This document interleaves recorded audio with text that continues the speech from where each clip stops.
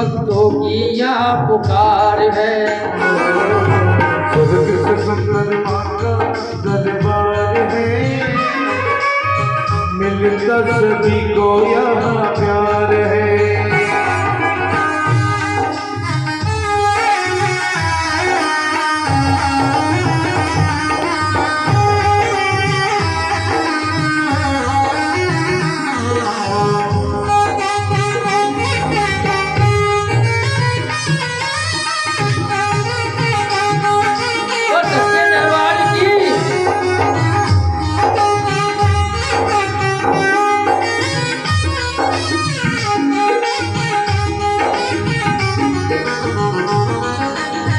महिमा भी जो की मांगी गाएगा,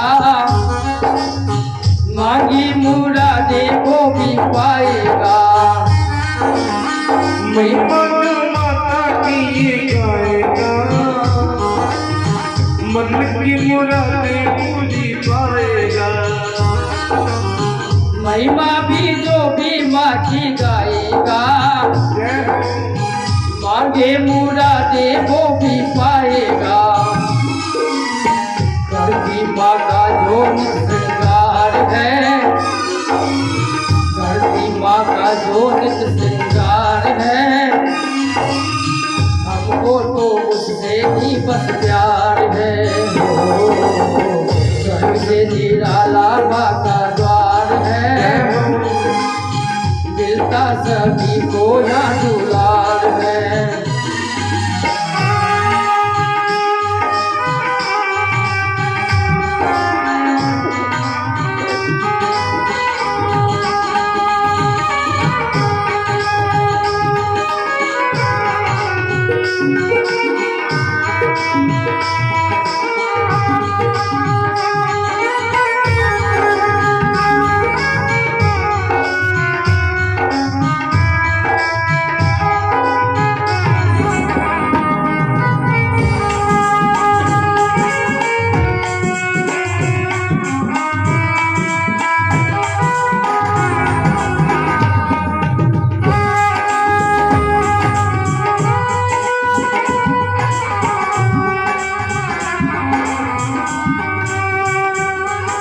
माँ के द्वार पर जब आई गई हो, क्योंकि जग से निराला ब्रह्मा विष्णु महेश से भी निराला है, वो है माँ का द्वार। और जो माँ के द्वार पे पहुंच गया उसको भरपूर प्यार मिलेगा। इसलिए दोनों हाथ उठा करके, भक्तों की मैया है जग से न्यारी है, सारी दुनिया की वो रखवारी है। की मैया जग से न्यारी है, सारी दुनिया से वो निराली है। सब पे लुटाती वो तो प्यार है, मिलता सभी को यहाँ दुलार है।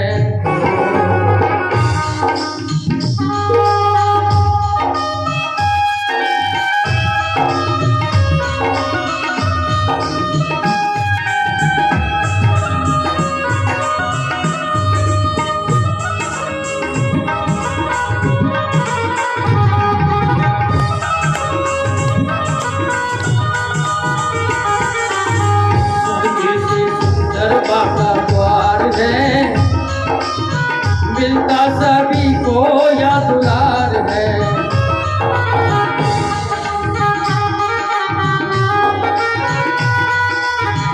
मिलता सभी को या प्यार है। और सच्चे दरबार की जग से निराला द्वार है तो वो है माँ का। पूत कुपूत सुने पड़माता कभी कुमाता। तो व्यास जी ने कहा कि एक पुत्र हुआ और वो भी यदि बैरागी हो गया तो मैं क्या करूंगा, मेरा भजन का मतलब क्या हुआ। तो उन्होंने देवी भागवत पुराण का अध्ययन करा करके और सुखदेव जी को जनक जी के पास भेज दिया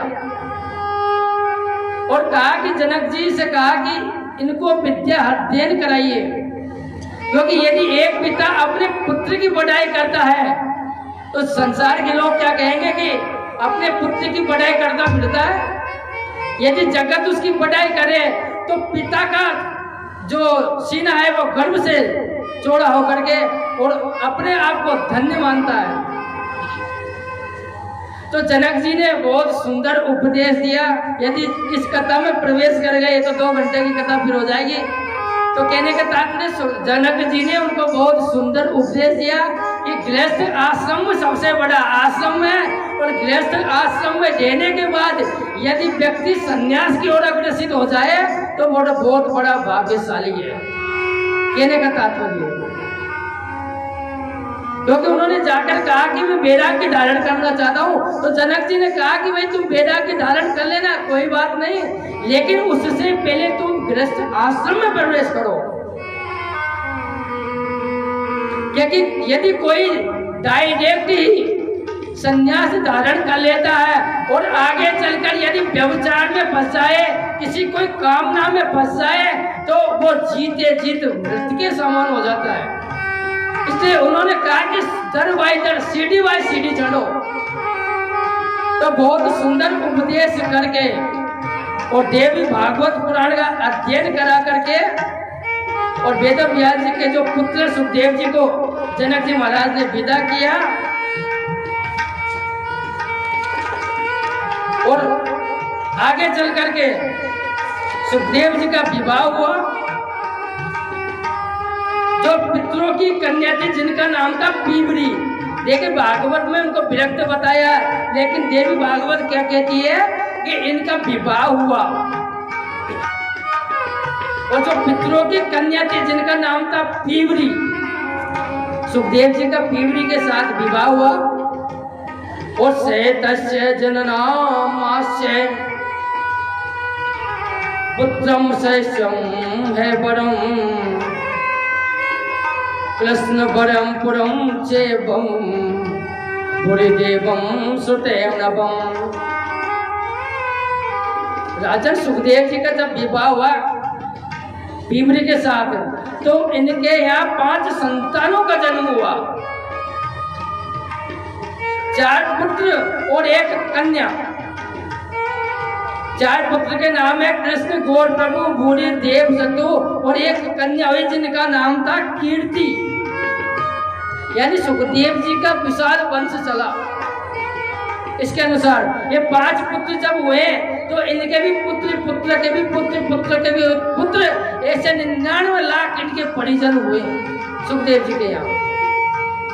विशाल वंश हुआ।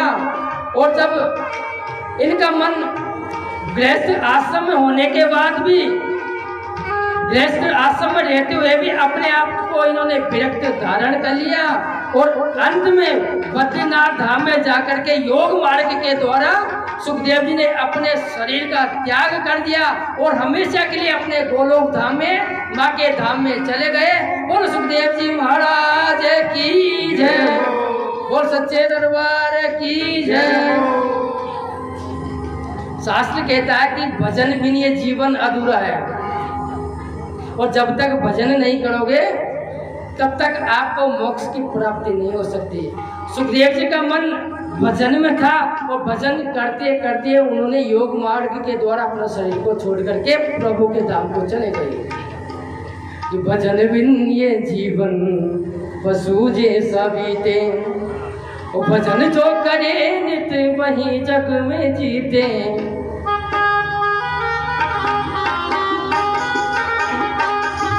भजन बिन ये जीवन पशु जैसा बीते, भजन बिन ये जीवन पशु जैसा बीते।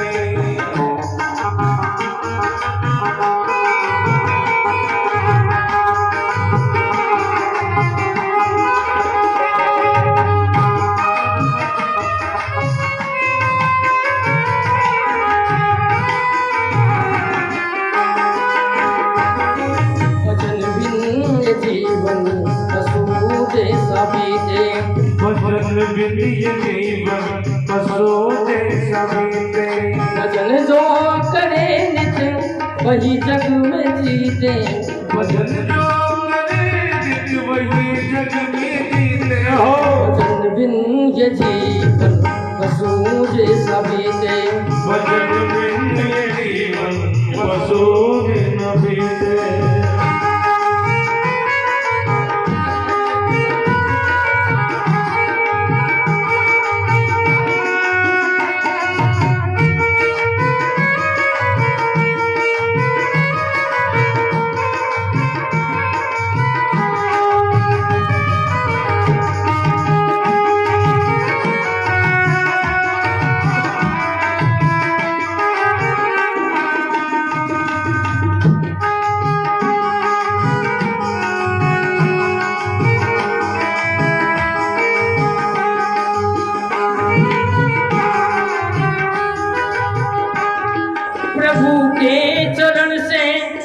रहते हैं लिपटे।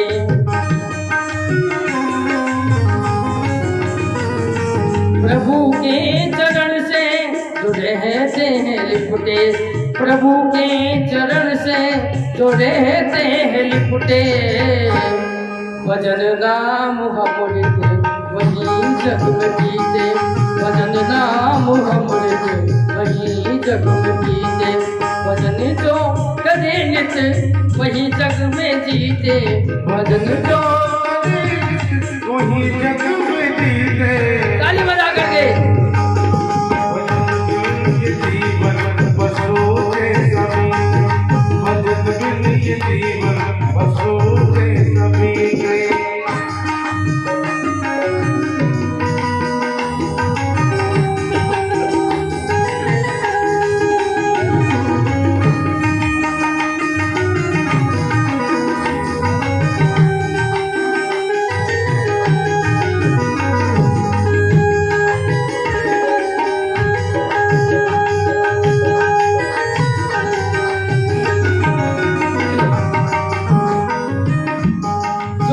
कर्म सेवा कुछ ना किया हो, जो सत्कर्म कुछ ना किया हो, तो सत्कर्म सेवा कुछ ना किया हो, तो जीवन गया पाप का काट धोते, जीवन गया पाप का काट धोते। भजन जो करे नित वही भजन जो करे वही जग में जीते। भजन बिन ये जीवन पशु जैसा बीते, भजन बिन ये जीवन पशु जैसा बीते। महाराज जी क्या करते थे कि नित्य भजन करो, और यदि भजन नहीं किया तो जीवन क्या पशु के समान है। इसलिए नित्य अपने आप को भगवान के हवाले करके और भजन करो।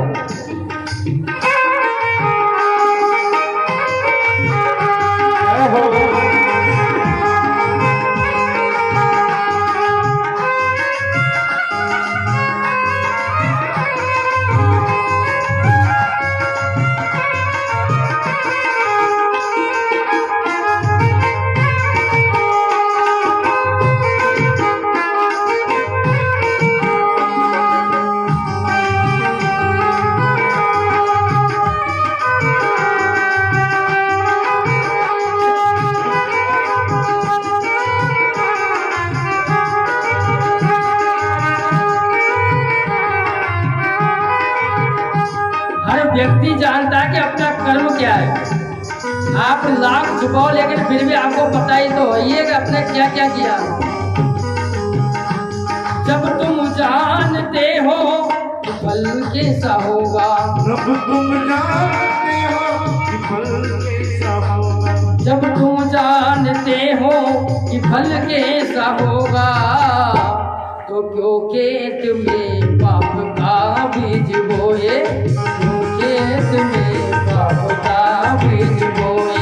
भजन जो करे नित वही जग में जीते, भजन जो करे नित वही जग में जीते। भजन बिन ये जीवन पशु जैसा बीते, भजन बिन ये जीवन पशु जैसा बीते।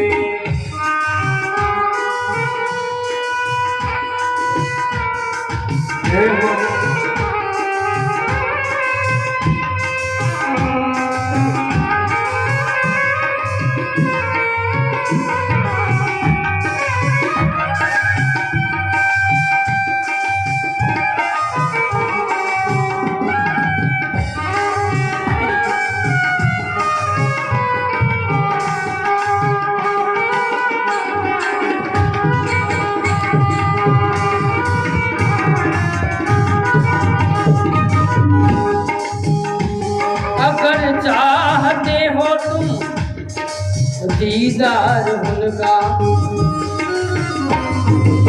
दीदार उनका, अगर चाहते हो तुम दीदार उनका,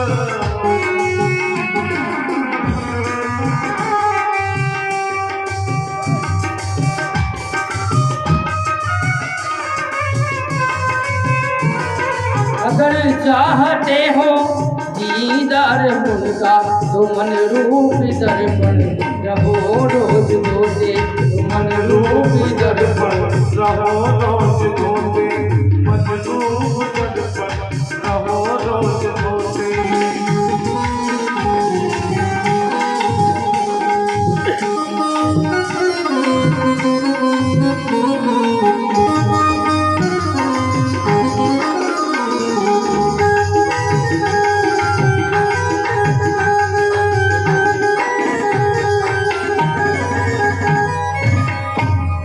बोल सच्चे दरबार की, बोल भगवती मैया की। तो हमारे गुरुदेव भी कहा करते थे कि भजन भी नहीं जीवन अधूरा है, और जो नित्य भजन करता है उसी का जीवन सार्थक है। अगर तुम परमात्मा की प्राप्ति करना चाहते हो सहजता में, तो हमारा जो मन रूपी दर्पण है उसको नित्य भजन के माध्यम से धोते रहिए, तो एक दिन परमात्मा तुम्हारे पास चल करके अपने आप आ जाएंगे। तुम्हें ढूंढने की जरूरत नहीं है। जैसे मतंग ऋषि कह के गए थे ना अपनी शिष्या सबरी से कि हे सबरी, मैं तो परमात्मा से मिलने के लिए उनके धाम जा रहा हूँ, लेकिन तुम इंतजार करना, एक दिन परमात्मा स्वयं तुझे खोजते खोजते अपने आश्रम पे आ जाएंगे। इसलिए महाराज जी कहते थे कि भजन जो नित्य करेगा, तुम्हें गंगा तीर्थ जाने की, कहीं जाने की जरूरत नहीं है, क्योंकि सारे तीर्थ मेरे गुरु के चरणों में विराजमान है। बोल गुरुदेव महाराज की जय, बोल सच्चे दरबार की जय। तो ऋषि लोग प्रश्न करते हैं कि गुरुदेव, जिस पुत्र की, सुखदेव जी जैसा पुत्र जिस पिता के हुआ हो, जिसका तेज इतना हो, उसके पिता का तेज कितना होगा। मुझे आप व्यास की उत्पत्ति बताइए कि व्यास जी इस संसार में कैसे आए हैं। तो यहां से अब महाभारत की ओर हम अग्रसित हो रहे हैं। अब यहाँ से श्री भागवत की कथा भी लगभग प्रारंभ हो रही है। जो देवी भागवत में है वही भागवत में है, कुछ चैप्टर कि एकदा तीर्थ यात्रायाम ब्रजनम पाराशरो मुनि आज ग्राम महातेजा कलिंगम स्थितमृते। राजन, एक बार महान तेजस्वी ऋषि पाराशर मुनि यमुना के तट पर पधारे। यात्रा करते हुए आ रहे थे, तो उनको बीच में यमुना जी मिली। तो उनको यमुना पार करने के लिए जो वहां उनका नाविक था दासराज जी से उन्होंने जाकर के कहा कि हे दासराज, मुझे इस गंगा को पार करा दो, आप नाव में बिठा कर दिया। तो दासराज जी ने कहा कि हे प्रभु, मुझे थोड़ा अभी समय है लगेगा, क्योंकि मैं इस समय भोजन प्रसादी का काम कर रहा हूँ, और इतने एक आप काम कीजिए, यदि जल्दी में हो तो मेरी बेटी है सत्यव्रती, आप उसको लेकर चले जाइए और वो निर्विघ्न पूर्व आपको नदी पार करके, गंगा पार करके वापस आ जाएगी। राजन, जब पाराशर ऋषि नाव में बैठ करके नदी पार करे, गंगा पार कर रहे थे, उस समय, क्योंकि ऋषि पाराशर गणित शास्त्र के इतने बड़े विद्वान थे, गर्गाचार्य की तरह पाराशर से पाराशर ऋषि। तो उस समय आकाश मंडल से एक नक्षत्र प्रकट हुआ, और उस नक्षत्र में उनको लगा कि इस समय जो पुत्र पैदा होगा वो जगत का कार्य करेगा, जगत कल्याण का कार्य करेगा। यदि मैं किसी नारी से जाकर के ये कहूं कि तुम गर्भ धारण कर लो, तो उसको कम से कम 9 महीने तो लगेंगे पुत्र प्राप्ति कराने के लिए। तो क्या किया जाए? और समय और योग बस इसी समय है, और इसी समय जो पुत्र पैदा होगा वो संसार का बहुत बड़ा संत होगा। तो पाराशर ऋषि ने सोचा क्यों नहीं मैं सत्यव्रती को ही ये बात कहूं। तो उन्होंने कहा कि हे बेटी, मैं कुछ आपसे बात करना चाहता हूं। तो उन्होंने कहा कि आप मेरे पिता की तुल्य हैं, आप बताइए, निर्विघ्न पूर्ण बताइए। उन्होंने कहा कि बेटी मैं तुम्हें एक पुत्र प्रदान करना चाहता हूं।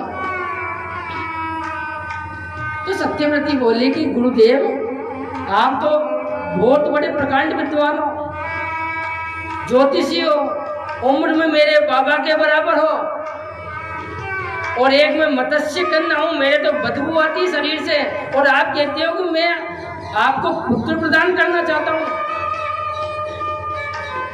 तो पाराशर जी ने कहा कि बेटी तुम्हें चिंता करने की जरूरत नहीं है, ये भोग के द्वारा नहीं, ये योग के द्वारा पुत्र होगा। तो उस समय पाराशर ऋषि ने अपना वरद हस्त सत्यव्रती के ऊपर रखा, और उसी समय देव योग से वेद व्यास जी का प्राकट्य हुआ। बोल वेद व्यास जी महाराज की जय।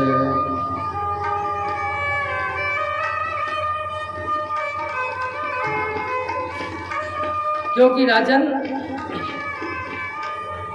देवपायन इनका नाम रखा वेद व्यास जी का, देवपायन। देवपायन यानी दो टापुओं के मध्य में इनका जन्म हुआ। दो टापुओं के मध्य में इनका जन्म होने के कारण इनका नाम रखा देवपायन। राजन वेद व्यास जी का नामकरण संस्कार करते महात्मा पाराशर ऋषि अपनी यात्रा को चले गए, और उसी समय देव योग से वेद व्यास जी तीव्र गति से ऐसे लगने लगे जैसे 16 वर्ष के हो। देखते ही देखते उनका शरीर विशाल हो गया, और सत्यवती से कहा कि हे माँ, अब मुझे इस संसार में योग की जरूरत है, भोग की जरूरत नहीं है। और मैं तुम्हें वचन देकर के जा रहा हूं कि जब भी तुम्हें मुझे मेरी जरूरत पड़े तो तुम पुकारोगी तो मैं लौट करके तुम्हारे पास आ जाऊंगा। इतना कह करके वेद व्यास जी वहां से चले गए, और यहाँ से ही इक्ष्वाकु वंश का प्रादुर्भाव होता है। वेद व्यास जी के यहाँ से ही इक्ष्वाकु वंश का प्रादुर्भाव हुआ। राजन एक समय की बात है कि देवलोक में सभा चल रही थी देवताओं की। एक समय देवलोक में देवताओं की सभा चल रही थी, तो उस सभा के मध्य में एक महाविष्णु नाम का राजा भी बैठा हुआ था। एक राजा था जिसका नाम था महाविष्णु, और उस देवलोक में गंगा, यमुना, सरस्वती सब मानवीय रूप में बैठी हुई थी। तो माँ गंगा का पल्लू गिरा, और पल्लू गिरा तो महाविष्णु की जो दृष्टि थी माँ के स्तनों की ओर गई। जब इस दृश्य को ब्रह्मा जी ने देखा और कहा कि तुम इस देवलोक में आने के बाद भी ऐसा मूर्खतापूर्ण कार्य करते हो, मैं तुम्हें श्राप देता हूं कि तुम धरती पर मानवीय रूप में जाकर के जन्म लेना। जैसे ही ब्रह्मा जी के श्राप लगे, माँ गंगा धरती पे आई, और जो महाविष्णु नाम का राजा था वो स्वयं शांतनु नाम के राजा बनकर के इस धरती पे आए। और शांतनु के यहाँ से ही इक्ष्वाकु वंश का प्रादुर्भाव हुआ। क्योंकि कथा को विस्तार से नहीं कह सकते, टाइम का भी अभाव है। कथा तो बहुत विस्तार से करनी थी, लेकिन वक्त का अभाव। तो महाविष्णु जो राजा था वही शांतनु बन करके आया, और शर्त के अनुसार गंगा का इनके साथ विवाह हुआ।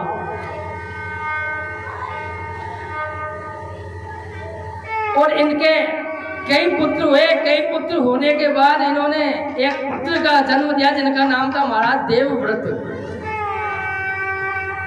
देवव्रत क्योंकि शर्त पे विवाह हुआ था इनका।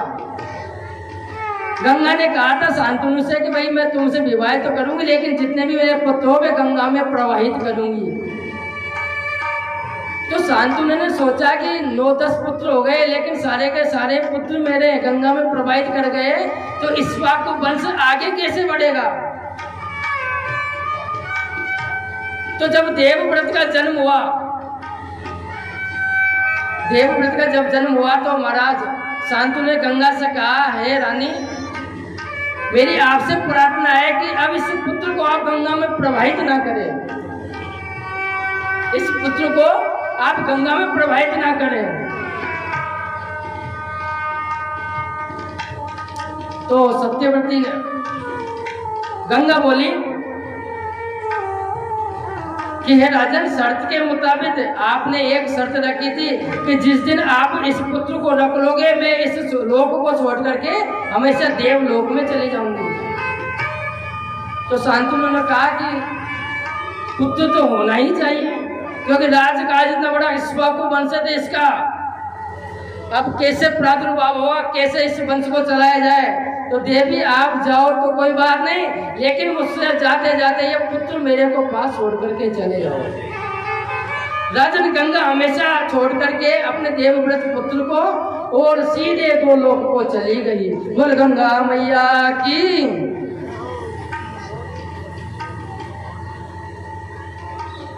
राजन शांतनु का मन बड़ा उदास रहने लगा, क्योंकि पत्नी चली गई, क्या किया जाए, क्या किया जाए। तो एक दिन घूमते घूमते महाराज सत्यवती के पास महाराज शांतनु पहुंचे। एक दिन घूमते घूमते महाराज शांतनु सत्यवती के पास पहुंचे और जब उनको देखा तो देखते इनको प्रेम हो गया। उन्होंने विवाह का प्रस्ताव रखा कि हे देवी, हम तुमसे विवाह करना चाहते हैं, मैं इक्ष्वाकु वंश का राजा हूं, मेरा नाम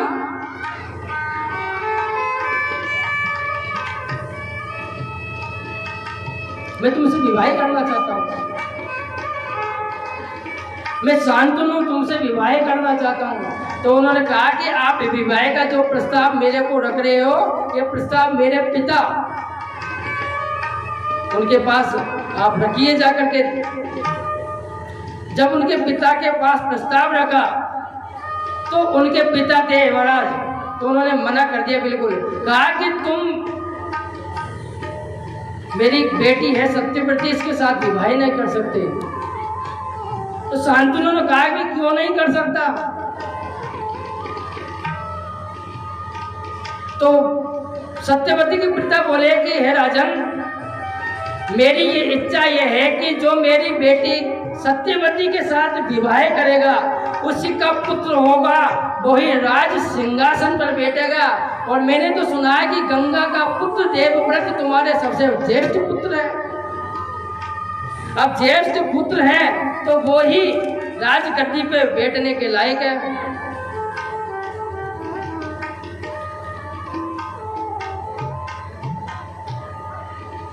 राजन उनका मन बड़ा चिंतित रहने लगा, क्योंकि वो चाहते थे कि देवव्रत जैसे ज्येष्ठ पुत्र को छोड़ करके मैं और किसी से विवाह करके पता नहीं वो पुत्र कैसे होगा, और उससे यदि मैं विवाह कर लेता हूँ तो मेरा जीवन का उद्देश्य क्या रहेगा।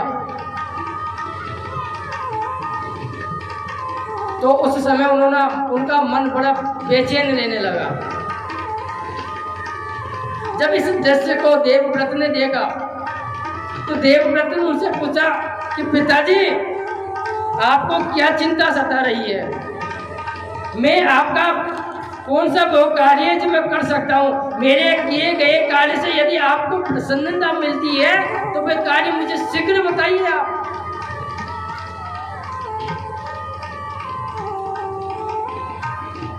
तो शांतनु बोले कि बेटा, ऐसी कोई बात नहीं है, मैं थोड़ा अभी चिंतित हूँ।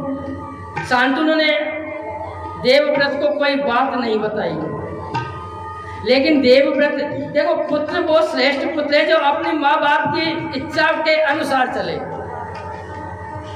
अपने पिता की इच्छा किसमें है? वो अपने पुत्र को याद होना चाहिए। वो पिता, वो पुत्र सर्वश्रेष्ठ पुत्र है जो अपने पिता की सदगति का और अपने पिता का चिंतन करता रहे। तो कुछ मंत्रियों को बुलाया देवव्रत ने और कहा कि मेरे पिता किसके पास गए, कहाँ गए, इनका चिंता का कारण क्या है, कृपया मंत्रियों तुम सब मुझे बताइए। जब मंत्रियों ने कहा कि तुम्हारे पिताजी एक मत्स्य कन्या है, उनके साथ सत्यवती जिसका नाम है, उनके साथ विवाह करना चाहते हैं और उनकी ये शर्त है, तो उन्होंने कहा कि मुझे उस जगह लेकर के चलिए जहाँ सत्यवती रहती है, मेरी माँ रहती है।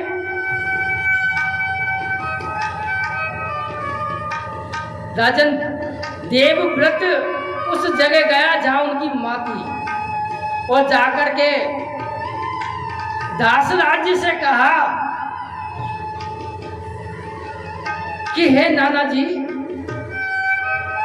मैं अपनी माँ को लेने के लिए मैं आया हूँ, कृपया आप आज मना मत कीजिए, मुझे अपनी माँ चाहिए, मुझे मेरी माँ चाहिए।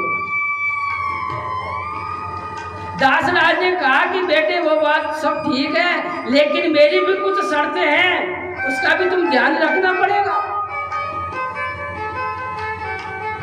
सत्यव्रत ने कहा कि नाना जी, वो ऐसी कौन सी शर्त है जो उसको देवव्रत पूर्ण नहीं कर सकता। दासराज जी ने कहा कि बेटे, मेरी शर्त यह है कि मेरी बेटी के जो ज्येष्ठ पुत्र होगा वही इस राज्य गद्दी पे बैठेगा, ना कि तुम। उसी समय देवव्रत ने भीषण प्रतिज्ञा की और दोनों भुजाओं को उठा करके महाराज देवव्रत ने कहा कि मैं सूर्य भगवान की और अग्नि की साक्षी में अपने दोनों भुजाओं को उठा करके प्रतिज्ञा करता हूँ कि मैं आजीवन ब्रह्मचारी व्रत का पालन करूंगा। मैं अखंड ब्रह्मचारी बन करके इस संसार में रहूंगा, मैं कभी विवाह नहीं करूंगा। क्यों? क्योंकि इसमें मेरे पिता की इच्छा छुपी हुई है, वो पिता जो मेरे किए हुए प्रयास से सुखी हो जाएगा। राजन, उसी दिन से देवव्रत का नाम पड़ा भीष्म पितामह, क्योंकि उन्होंने भीष्म प्रतिज्ञा की थी, क्योंकि आजीवन में ब्रह्मचारी व्रत का पालन करूंगा। राजन, इन्हीं सत्यवती का विवाह महाराज शांतनु के साथ हुआ कि शब्द विचारे पत चले, ज्ञान गली दे पाऊं, क्या रमता क्या भेटता, क्या गृह बदला छाओ। जो सत्य के मार्ग पर चलता है वह व्यक्ति मुक्ति के मार्ग में स्वयं तय कर लेता है, ध्यान रखना। जैसे भीष्म पितामह ने अपने मुक्ति का मार्ग स्वयं तय कर लिया कि काया केत किसान है, पाप पुंज दो बीज, बोया लुभे अपना, काया किसको चीज। मनुष्य शरीर का एक खेत की तरह है, ध्यान रखना। जो बोएगा पाप और पुण्य, ये दो फल है, जो बोएगा वही प्राप्त करेगा। राजन, इन्हीं सत्यवती का जब विवाह हुआ, इन्हीं के यहाँ से इनका जो वंश है वो आगे चला, और आगे चल करके आप सब जानते हो भागवत में कि कौरव पांडवों का भी यहाँ से जन्म हुआ, क्योंकि कथा को विस्तार से कहेंगे तो पूरा एक दिन और चाहिए। बहुत विस्तार से कथा देवी भागवत में, तो बिल्कुल संक्षिप्त में कथा की जा रही है। वैसे तो देखा जाए तो 31 दिन तो कम से कम देवी भागवत होनी चाहिए पुराणों के अनुसार, लेकिन नव पुराण इसलिए कहा है कि 9 दिन में देवी का जागरण होता है, माँ दुर्गा के जागरण होता है, नवरात्राएं होते हैं, इसलिए 9 दिन में इसको कर ले तो भी इसको पुण्य फलित उचित हो जाता है, अन्यथा करोड़ों जन्म लेकर भी इसको पुण्य रूप से इसको नहीं सुन सकते। राजा कौरव और पांडवों की यहाँ से उत्पत्ति हुई और बहुत विशाल युद्ध हुआ। आप सब जानते हैं कौरव और पांडवों के, लेकिन धर्मो रक्षित रक्षिता, जो धर्म के रहता है धर्म उसकी रक्षा करता है। धर्म पर रुक जाना कोई बड़ी बात नहीं,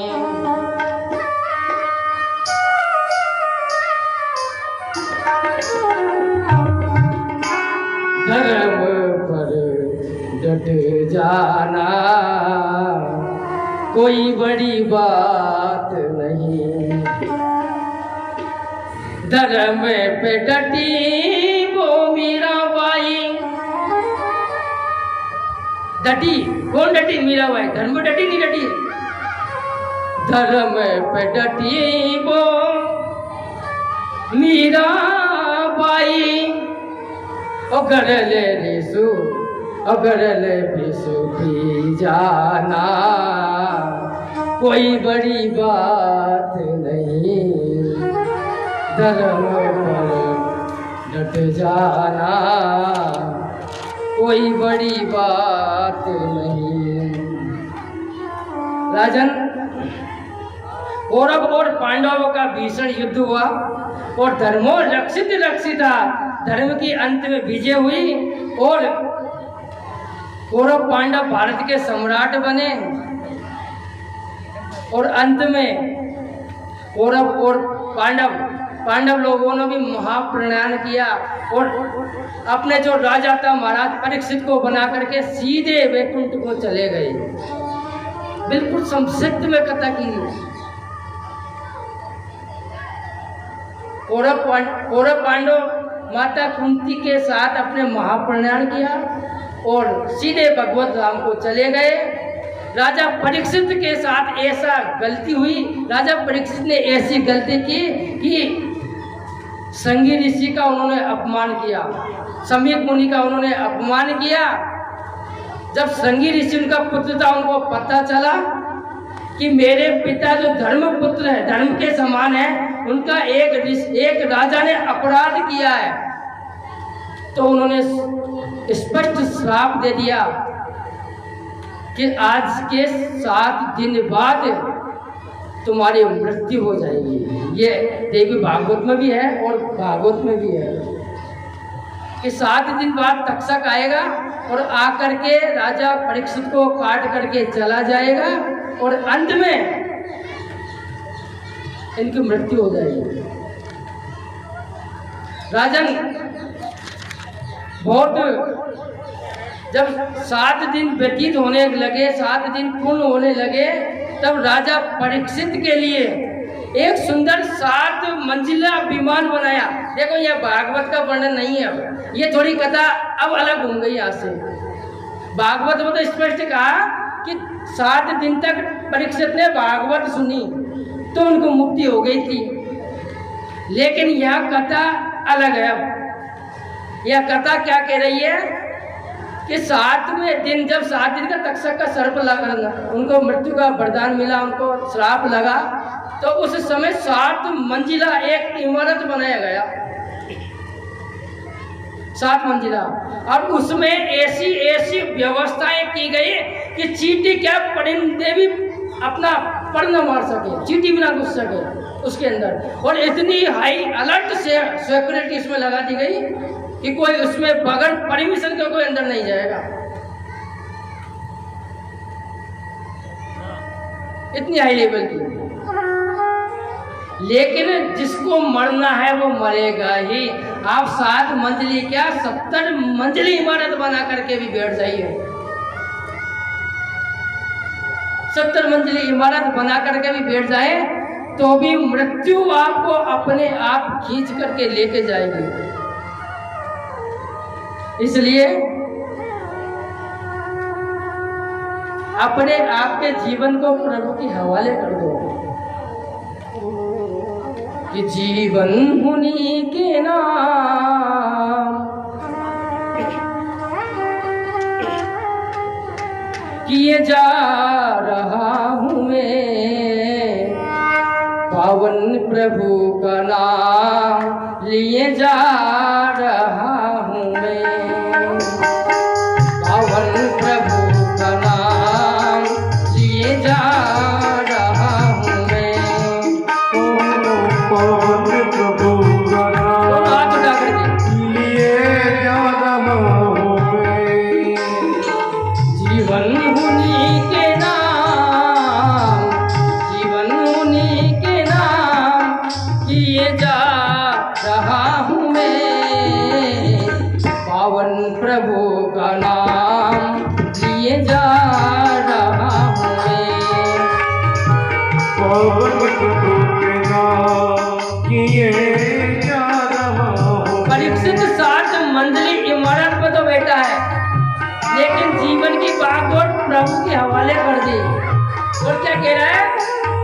जीवन उन्हीं के नाम किए जा रहा हूँ मैं, जीवन उन्हीं के नाम किए जा रहा हूँ मैं। परीक्षित का साक्षात अपना भी कल्याण कर लो, दोनों हाथ उठा करके प्रभु के नाम अपना जीवन कर दो।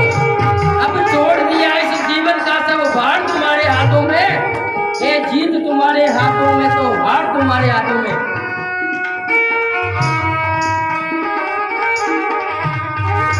जीवन उन्हीं के नाम किए जा रहा हूँ मैं, अब जीवन उन्हीं के नाम किए जा रहा हूँ मैं।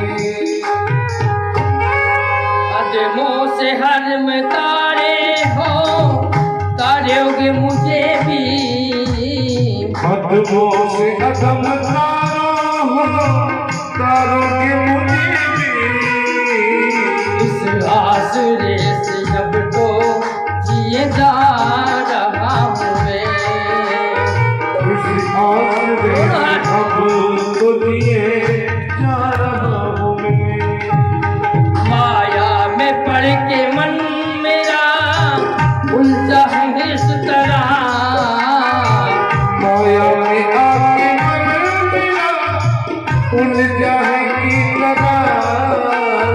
अब सिंधु में थपेड़ा अब खा रहा हूँ मैं, अब सिंधु में बसेरा अब खा रहा हूँ मैं। संसार से न मिल सका,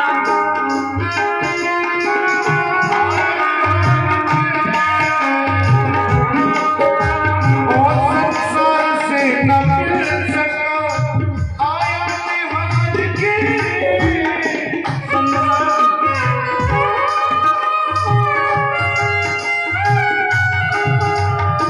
इसलिए अब तेरा भजन गाए रहा हूँ मैं। इस तरह तेरा भजन गा रहा हूँ मैं। जीवन उन्हीं के नाम किया जा रहा हूँ मैं।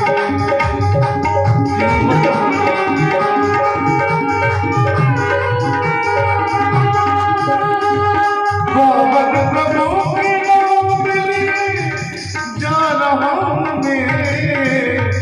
पावन प्रभु के नाम लिए जा रहा हूँ मैं।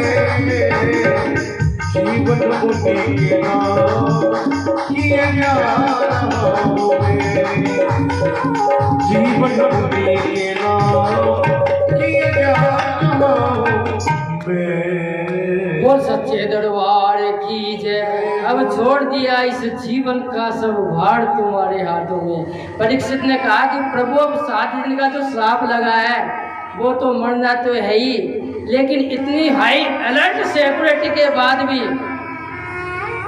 कि हानि लाभ जीवन मरण यश अपयश विधि हाथ, जिसका जीवन हुआ उसकी मृत्यु तो निश्चित है। राजन, इतनी हाई सिक्योरिटी के बाद भी 7 मंजिला इमारत जो मकान बनाया, जो बहुत बड़ा घर बनाया, उसमें महाराज परीक्षित को रखा गया।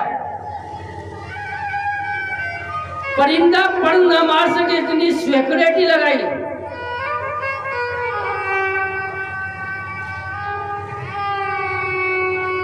जिस दिन 7वां दिन था उस दिन तक्षक आया ब्राह्मण का रूप धारण करके।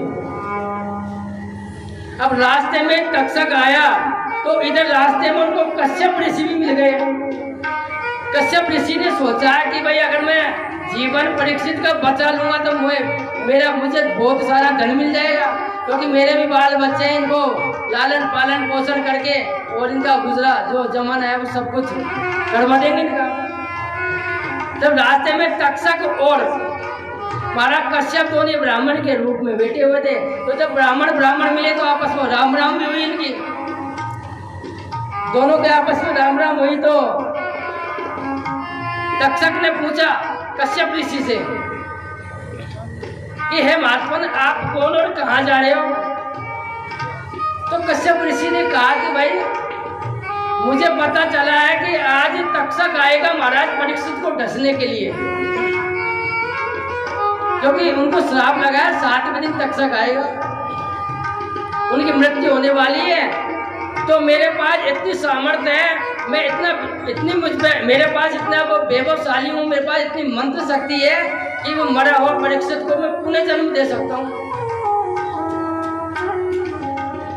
तो तक्षक ने कहा कि तुम तक्षक को जानते हो? तो कश्यप ने कहा कि नहीं। तो तक्षक बोला कि मैं हूं तक्षक हूं। कश्यप बोले कि हो तो हो, मुझे क्या फर्क पड़ता है भाई, हो तो हो, तुम तुम्हारा काम करो, मैं मेरा काम करूंगा। तक्षक बोला कि तुम मेरी सामर्थ्य को जानते हो? तो कश्यप ऋषि बोले कि तुम मेरे मंत्र को जानते हो? ध्यान रखना, जीवन में ये गलती कभी मत करना कि संत और ब्राह्मण का अपराध कर ले, ये जीवन में मत करना।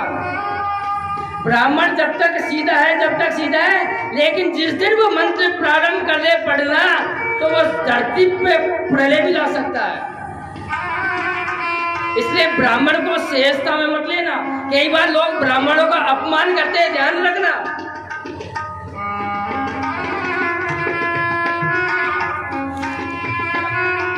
ब्राह्मणों का अपमान, कौरव पांडवों का विनाश हो गया, श्री कृष्ण का पूरा वंश खत्म हो गया, बारूणी मतलब पान कर करके। तो जीवन में ये ध्यान रखना, संत और ब्राह्मण मिल जाए तो दूर से राम राम कर लेना, क्योंकि अग्नि ब्राह्मण तो संत इनसे मध्यस्थता ही रखनी चाहिए, ना तो ज्यादा ना कम, मध्यस्थता,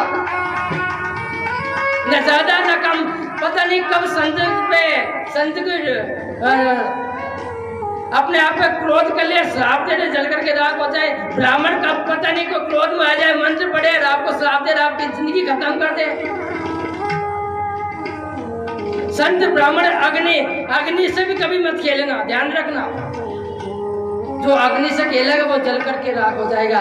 तो ये ब्राह्मण संत ये अग्नि का ही रूप है, तो इनसे खेलने की जो दृष्टि, जो दृष्टता करता है उसका जीवन खत्म हो जाता है। ब्राह्मण को सहजता में मत लेना।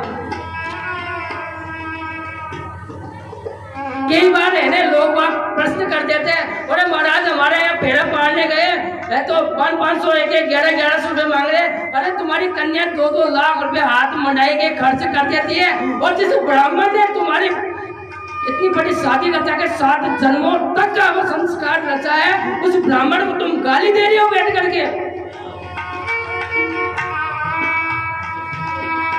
इसलिए अग्नि, जोगी, जल, संत और ब्राह्मण इनसे हमेशा मध्यस्थता बनाए रखना। तो तक्षक बहुत बड़ी बात हो जाएगी। यदि किसी को मेरे व्यासपीठ से कोई शब्द बुरा लगा है तो मैं हाथ जोड़ करके माफी मांगता हूँ। ये मत सोचना कि ब्राह्मण है तो ब्राह्मण की बढ़ाई करे। मैं ब्राह्मण की बढ़ाई नहीं कर रहा, ये वेद और शास्त्र इस बात को कहते हैं। ब्राह्मणों मुख आसीन है, आप वेद पढ़िए उठा करके। ब्राह्मण ब्रह्मा का मुख है, ब्राह्मण भगवान के मुख से निकले हुए हैं। और जो ब्राह्मण मंत्र पढ़ते हैं पता नहीं कब क्या बोल जाए, इसलिए इनसे न तो ज्यादा दूरी न ज्यादा नजदीकी, मध्यस्थता। भाई राम राम तो राम राम। तो तक्षक ने कहा कि तुम मेरा सामर्थ्य जानते हो, तो कश्यप जी बोले कि तुम अपना काम करो, मैं अपना मंत्र पढ़ूंगा। और महाराज तक्षक ने एक पेड़ था वहां पे, हरा भरा बिल्कुल बहुत बड़ा पेड़, उस पे फूंक मारी और वो फूंक मारते सारा पेड़ हरा भरा था वो चल करके राख हो गया। अब तक्षक ने कहा कि तुम इसको पुनः उसी अवस्था में ला करके दिखाओ, तब तुम्हारी सामर्थ्य जानूंगा मैं।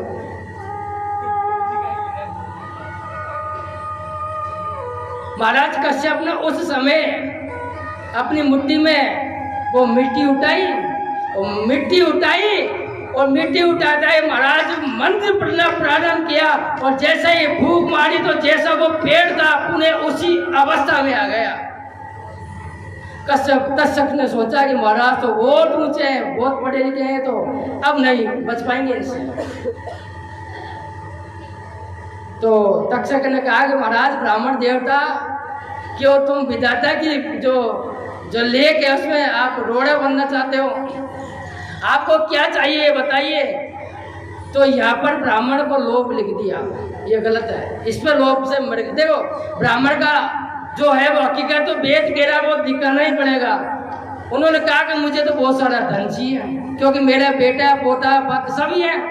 तो तक्षक ने उनको बहुत सारा धन दिया, धन दे करके महाराज कश्यप को रवाना किया। ब्राह्मण शास्त्र कहता है कि अपनी आय का 10वां हिस्सा दान करता रहना चाहिए। कौन कह रहा? ब्राह्मण कह रहा है। लेकिन ब्राह्मण के लिए 20वां हिस्सा बताया, ध्यान रखना। दूसरे के हाथ यदि 10 करवाओगे तो स्वयं 20 करना पड़ेगा। ब्राह्मण यदि 100 रुपये कमाता है तो उसका 20 रुपये अच्छे काम में लगाना पड़ेगा, तब आप ब्राह्मण कहलाने के लायक बनोगे। और कास्ट के लिए 10वां हिस्सा, 10वां हिस्सा अच्छे काम में लगाओ। ये जो यज्ञ हो रहा है ये सब गुरु महाराज की कृपा तो ही है।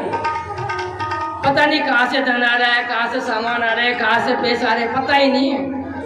ये सब गुरु की कृपा है। पता नहीं करने वाला कौन है, कराने वाला कौन है। और देख लो इतना बड़ा आयोजन किसकी कृपा से? गुरु की कृपा से। क्योंकि छोड़ दिया इस जीवन का सब भार तुम्हारे हाथों में है गुरुवर।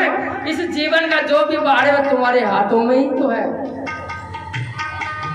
तो तक्षक ने ब्राह्मण को बहुत सा धन दिया और जाकर के जो ब्राह्मण का वेश बनाया, बहुत सारा ब्राह्मणों का वेश बना करके और अपना रूप एक फल के अंदर उन्होंने रखा।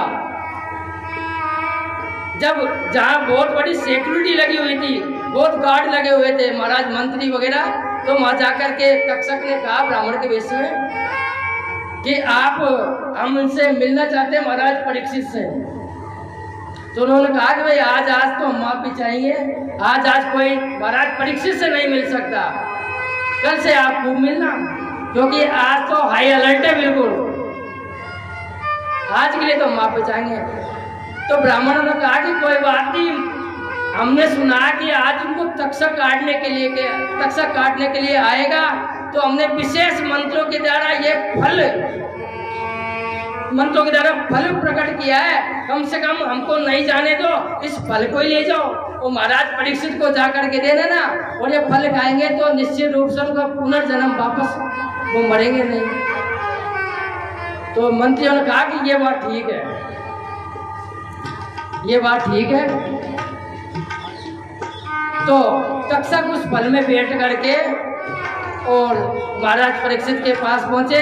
जैसे परीक्षित ने उस फल को खाने के लिए उसका दो टूक किए, छोटा सा कीड़ा बन करके तक्षक उसमें से निकला और विशाल रूप में वहां तक्षक प्रकट हुआ और देखते ही देखते महाराज परीक्षित को उसने डस लिया और अंत में परीक्षित की प्राण को छोड़ करके इस लोक से चले गए। बोल भक्त वत्सल भगवान की जय, बोल सच्चे दरबार की जय। बहुत सुंदर उन्होंने नाग यज्ञ भी करवाया और नाग यज्ञ को उन्होंने आकर के आस्तिक ऋषि ने बंद करवाया। कथा का आज यहीं विश्राम देंगे क्योंकि कथा तो बहुत बड़ी है, 5 बज चुके हैं, बार बार में टाइम दिखाने। बोला सच्चे दरबार की जय। तैयारी कर लो आरती की।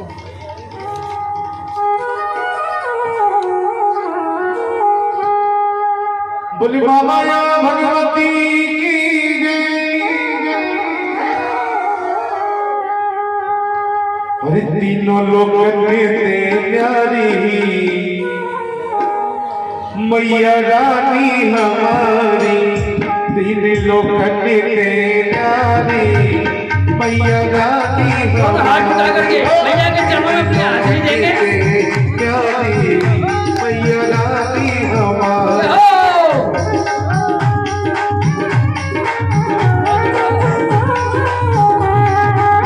रानी हमारी मैया रानी हमारी, रानी हमारी मैया रानी हमारी, तीन लोग कहते प्यारी मैया रानी हमारी, तीन लोग कहते प्यारी मैया रानी हमारी, तीन लोग कहते प्यारी मैया रानी हमारी।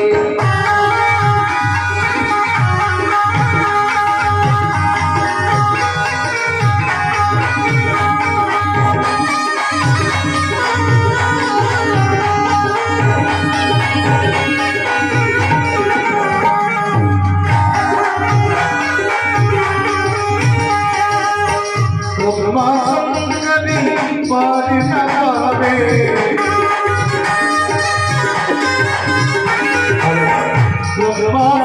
शंकरी पार न पावे, ब्रह्मा शंकर पार न पावे, ब्रह्मा शंकरी पार न पावे, ब्रह्मा शंकर पार न पावे, ऋषि मुनि सब ध्यान लगावे, ऋषि मुनि सब ध्यान लगावे, इंद्र लगावे मुहारी, इंद्र लगावे मुहारी, ओ मैया रानी हमारी, तीन लोक से न्यारी जगदम्बे हमारी।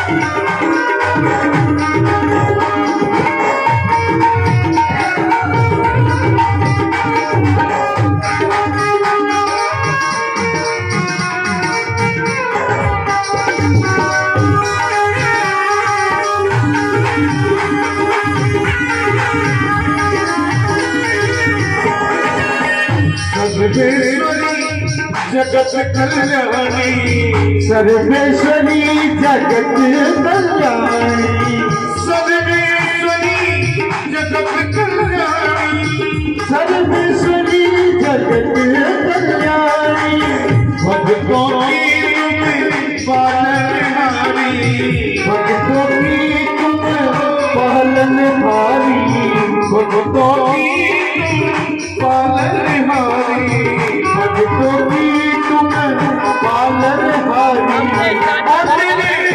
तेरा कोई भिखारी मैया रानी हमारी। सच्चे दरबार की दोनों हाथ उठा करके अपने स्थान पर बैठे बैठे नृत्य करेंगे।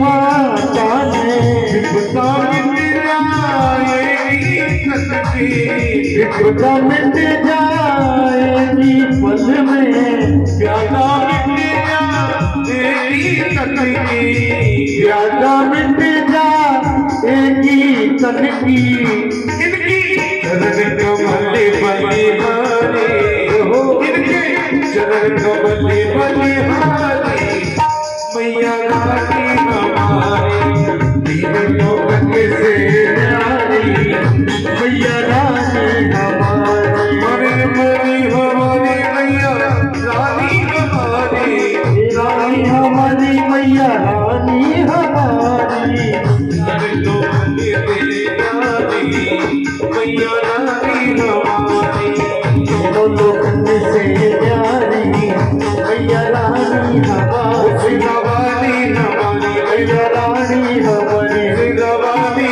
हमारी जगदम्बा हमारी बोले माँ माया भगवती की सभी भक्तों से निवेदन है कि जब भी महाराज श्री जयकारा बुलाए जयकारे में कंजूसी ना करें और बड़े प्रेम से जयकारा बोलते रहे बोले साचे दरबार की बोले बाबा द्वार की जग जननी मां की सभी भक्त अपने यथास्थान पर खड़े हो जाइएगा आरती होने जा रही है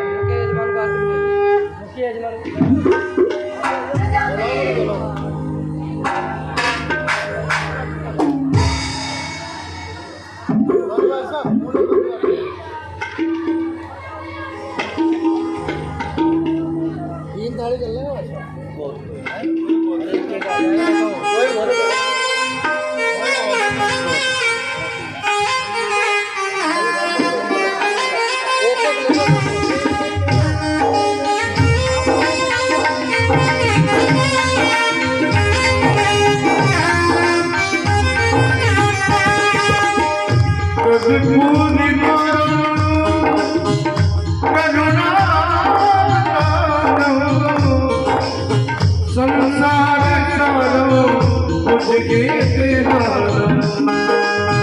सदा वसंतम हृदयारविंदे भवम भवानी संयतम नमामि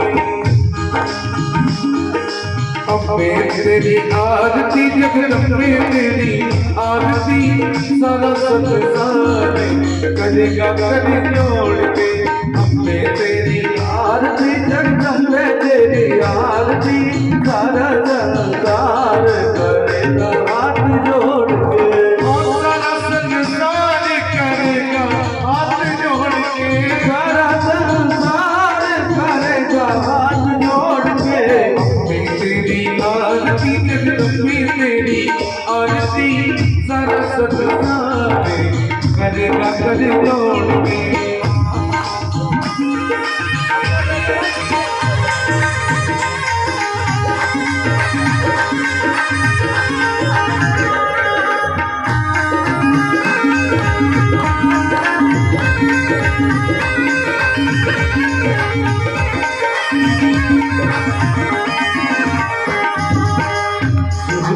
लाली चुनरिया सारे पर लाल चुनरिया सारे जगमुक्ता मणि हाथ विराजे जगदम्बाने हाथ विराजे और पुष्पवती के हाथ चरण में हाथ जोड़ के अम्बे तेरी आरती जगदम्बे तेरी आरती सारा संसार करेगा हाथ जोड़ के अम्बे तेरी आरती जगदम्बे तेरी आरती सारा संसार करेगा हाथ जोड़ के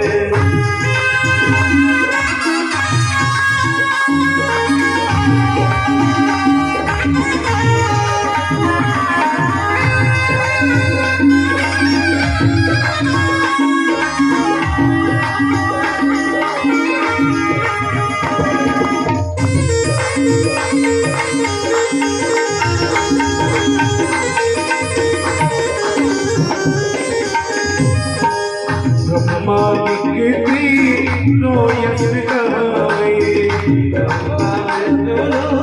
रोयस गावे आनंद सारथ ध्यान लगावे नारद सारद ध्यान लगावे और तेरी करेंगे जयकार गगने हाथ जोड़ के भैया तेरी आरती जगदम्बे तेरी आरती सरस्वती गावे करेगा हाथ जोड़ के अम्बे तेरी आरती जगदम्बे तेरी आरती सारा संसार करेगा हाथ जोड़ के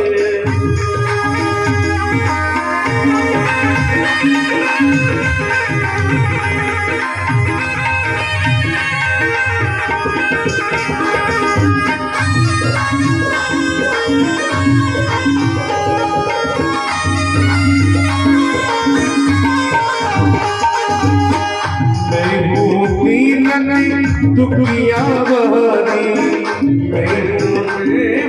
दुखिया बारे आया हो शरण तुम्हारी आयो हो मां शरण तुम्हारे और कहियो नाथ हमारी करेंगे कद जोड़ के अम्बे तेरी आरती जगदम्बे तेरी आरती सारा संसार करेगा कद जोड़ के अम्बे तेरी आरती जगदम्बे तेरी आरती सारा संसार करे हाथ जोड़ के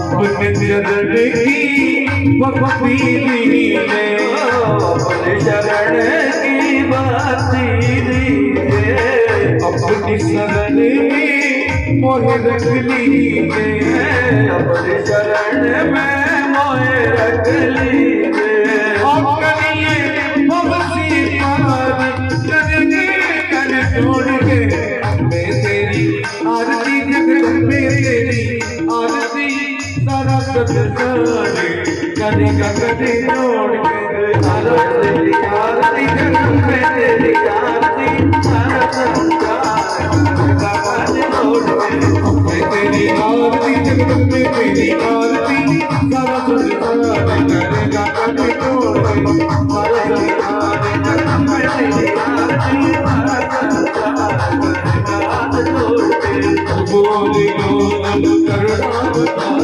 संसार सारा बगे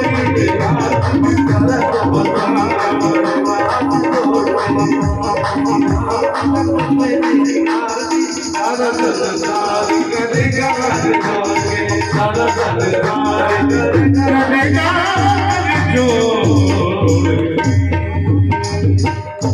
सच्चे दरबार की जय जगदम्बे मात की जय चल के छीटे दे दे मेरी सीधे गंडम देवा वंदनम महात्मा वंदनम सदाराधिक्यम